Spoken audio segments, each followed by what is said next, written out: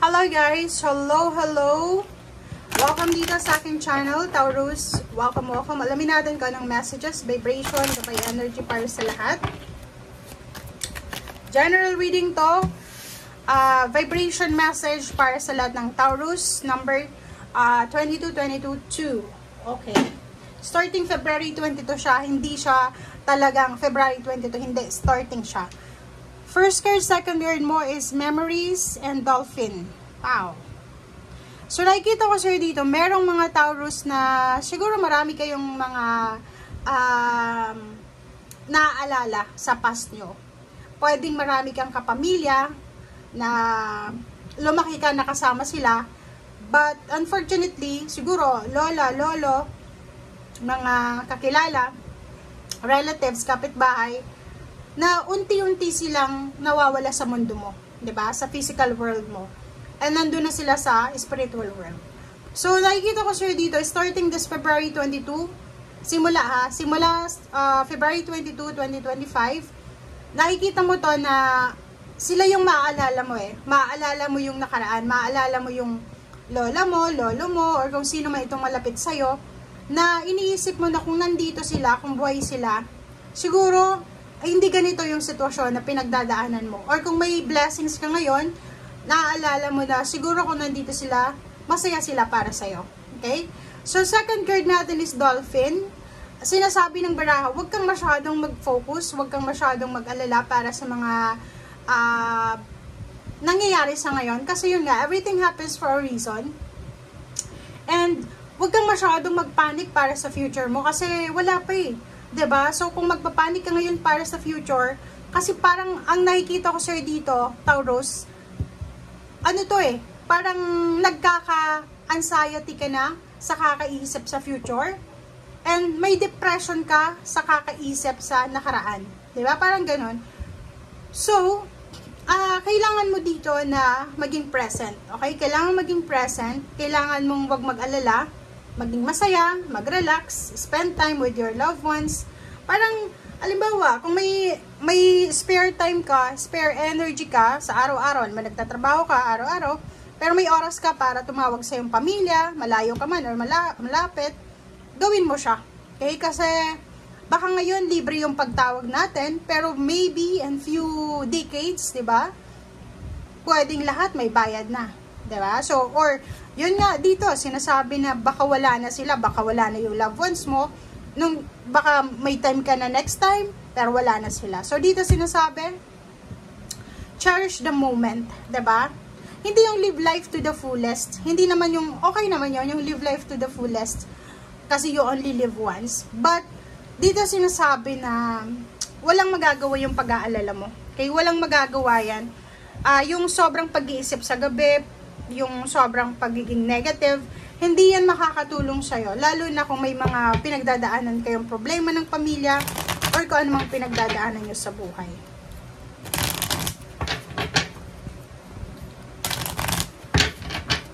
Okay. Okay, Maeve. Okay, sorry. Cycles and rhythms. Honor the cycles of your body, energy levels, and emotion.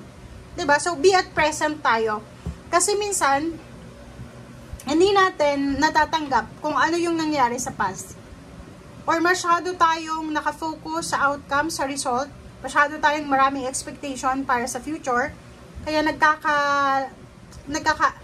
parang ano tawag doon sa Tagalog? Yung parang sira-sira yung mga plano natin sa buhay. So, dito sinasabi na kailangan nating tanggapin kung ano yung nagbabago sa buhay natin. Physical, tumatanda yung tao, 'di ba? Parang tumatanda, may mga bata, may mga tanda, parang gano'n. And yung energy mo, 'di ba? Like for example, kung medyo may edad ka na, wag tanggapin mo na medyo mahina na talaga, 'di ba? Parang gano'n, yung nagagawa mo dati, ay hindi mo na magagawa sa ngayon. Emotions gano'n din, lalo kung menopausal, may mga PCOS, yung lalaki naman may mga hormonal imbalances or anything. Sinasabi, honor your emotion, honor your feelings, honor your body and energy levels, kung ano yung nangyayari sa buhay mo, okay? Acceptance is the key, diba? Yun yung pinaka-importante ngayon, yung tanggapin natin kung ano yung talagang nagbabago. Kasi minsan may mga tao na kahit yung uban nila, yung white hairs, hindi nila matanggap eh. Kasi parang yun, yung iba nagpapakulay, pero yung iba naman sobra-sobra silang thankful and grateful dahil nagkauban sila. Kasi pag, 'di ba, sa ibang bansa, pag may mga uban na sila, they're grateful, thankful kasi nakarating sila sa ganung stage ng buhay, 'di ba? Sa atin lang naman sa Pilipinas, yung masyadong conscious sa itsura, 'di ba? Yung parang yung iba ayaw ng uban, papakulay ng buhok, which is kahit medyo may edad na, yung mga 70 or 60, or hindi naman natin sinasabi, but their choice naman yon. But dito sinasabi, honor your body, honor kung ano man yan, kay kung anong nagbabago sa buhay mo, tanggapin mo. Okay. 9 of Cups, 2 of Wands, 8 of Cups, Knight of Swords, the Hangman, 2 of Wands, and the Sun. Wow! Taurus, nakikita ko sa'yo dito, posible na ikaw ay hiwalay sa asawa or may mga relationship kayo dati, kamag-anak, or kung sino man ito na taong ito na umalis. Matagal kayong walang contact. For example, pinagpipray mo siya, nanay ng anak mo, kapatid mo, magulang mo, yung parang nasa long distance relationship or long distance siya, or pwede siyang yung hindi nagkita-kita ng mga magkakamag-anak. So, dito sinasabi na isa sa mga or dalawa, tatlo, or lima, or ilan man sa mga wini-wish ng pamilya nyo, ang posibleng magkakaroon kayo ng balita sa ngayon. Siguro ang tagal ng parang naudlot. Like, may kapamilya ka na OFW. Diba? Renew siya ng renew eh. Hindi siya umuwi ng Pilipinas. Kasi nga, kailangan niyang magtrabaho kasi marami siyang pinag-aaral sa Pilipinas or marami siyang obligasyon.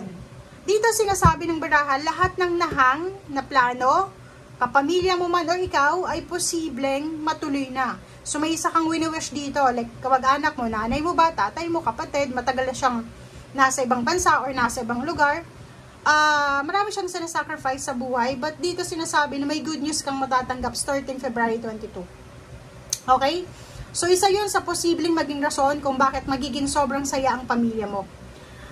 Nakikita ko rin na yung pinoproblema mo, yung hindi, like for example, naghahanap ka ng trabaho or pwedeng naghihintay ka ng tawag sa company na pinag-applyan mo. Dito nakikita ko, pwedeng matagal ng, pwedeng 12 days ka nang naghihintay or pwedeng 12 months, 1 year. And dito sinasabi na parating na, on the way na yung balance sa pera mo. And yung happiness, full of satisfaction, yung mararamdaman mo na to. And yung good news tungkol sa kapamilya na lumayo, kapamilya na matagal nang walang contact, ay posibleng nandito na. So, ihanda mo ang sarili mo dahil parang siya, double celebration yung matatanggap mo or isa-celebrate mo. Thank you guys. Bye!